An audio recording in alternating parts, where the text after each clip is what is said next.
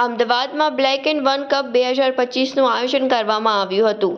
આ badminton championship 17 અને 18મી મેના રોજ આયોજિત થઈ હતી, જે સફળતાપૂર્વક સંપન્ન થઈ। આ ટુર્નામેન્ટમાં 16 જેટલી ટીમોએ ભાગ લીધો હતો, જેમાં ફાઇનલ મેચ રવિવારના રોજ અમદાવાદ રોકસ્ટાર અને મુંબઈ રાઇઝર્સ વચ્ચે યોજાઈ। આ મેચમાં મુંબઈ રાઇઝર્સની ટીમ વિજેતા બની। ફાઇનલ મેચમાં મુખ્ય મહેમાન તરીકે ડીજીપી KLN રાવ ઉપસ્થિત રહ્યા હતા।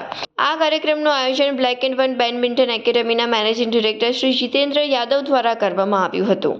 મારું નામ જીતેન્દ્ર એમ યાદવ છે।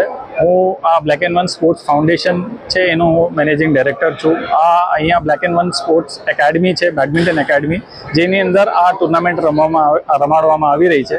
આ એક એવા પ્રકારની ટુર્નામેન્ટ છે જેમાં કમ્બાઇન્ડ એજ કેટેગરીમાં તમે ભાગ લઈ શકો છો અને એક ટીમ બનાવીને લાવવાની હોય છે, જેમાં 6 પ્લેયર્સ એક ટીમમાં હોય છે, જેની ટોટલ એજ એક પેયરની 75+, બીજા પેયરની 85 અને ત્રીજા પેયરની 95+ હોય છે।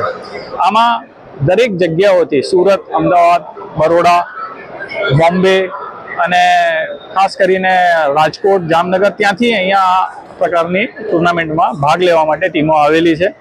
આ ટુર્નામેન્ટમાં જે ઇનામ છે એ 1,11,000 રાખવામાં આવ્યું છે પ્રથમને, અને દ્વિતીયને 51,000, અને જે થર્ડ પ્લેસ આવશે એના માટે 25,000 ઇનામ રાખવામાં આવ્યું છે।